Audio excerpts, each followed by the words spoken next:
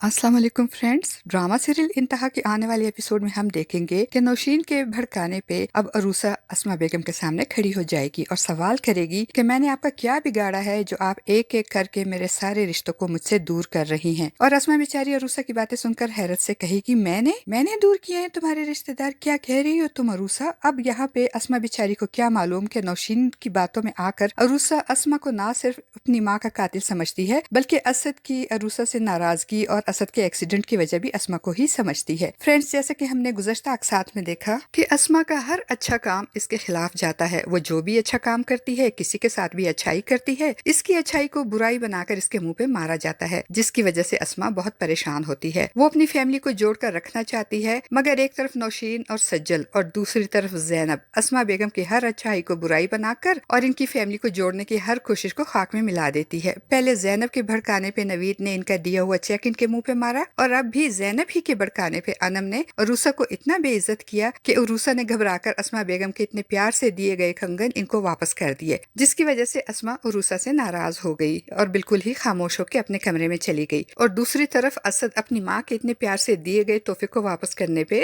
अरूसा से सख्त नाराज हो गया और उससे बात भी नहीं करना चाहता। इसलिए परेशानी में असद की गाड़ी का एक्सीडेंट भी हो गया, मगर खुशकिस्मती से इसकी जान बच गई। ड्रामे के आने वाले एपिसोड में हम देखेंगे कि जब असद मरहम पट्टी करवाकर घर वापस आएगा तो अरूसा असद को जख्मी देखकर परेशान हो जाएगी और इससे एक्सीडेंट के बारे में पूछेगी, मगर असद जो अरूसा से नाराज होता है वो अरूसा से कहेगा कि इस एक्सीडेंट के बारे में मुझसे ज्यादा बात मत करो, तुम्हारे लिए इतना ही जानना काफी है कि मैं जिंदा हूँ। इसीलिए वो अरूसा से मजीद बात करने से इनकार करेगा। तो अरूसा असद की बातें और उसके एक्सीडेंट और रवैये की वजह से परेशान हो जाएगी और ऐसे में नौशीन आकर जल्दी पे तेल का काम करेगी और सारा इल्जाम अस्मा बेगम पे डाल देगी और अरूसा से कहेगी कि ये सब कुछ अस्मा की वजह से ही हुआ है। पहले इसने असद की नजरों में अच्छा बनने के लिए तुम्हें कंगन तोहफे में दिए और फिर अनम और ज़ैनब के जरिए तुम्हारी बेइज्जती करवाई, और जब तुमने कंगन वापस कर दिए तो अस्मा ने असद के सामने मजलूम बनकर सारा इल्जाम तुम पे डाल दिया और नाराज हो गई और कि तुमने इसके खलूस और मोहब्बत की बेइज्जती और नाकदरी की है। अब अस्मा की वजह से तुम्हारे और असद के दरमियान ये झगड़ा हुआ और ऊपर से असद का एक्सीडेंट भी हो गया।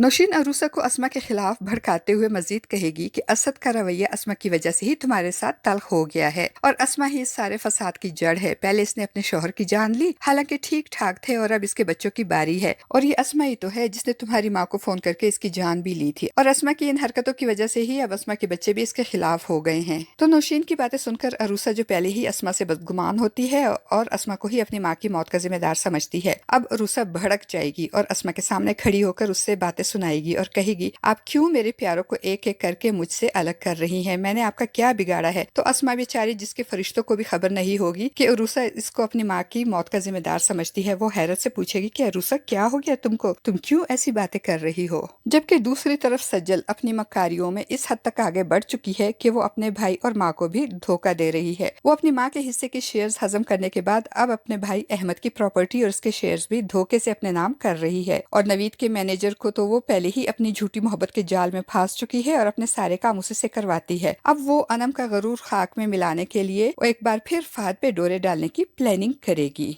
आपको क्या लगता है फ्रेंड्स, क्या सजल अपने इरादों में कामयाब हो जाएगी और क्या अरूसा गुस्से में आकर अस्मा को बता देगी कि अस्मा ही उसके माँ की कातिल है?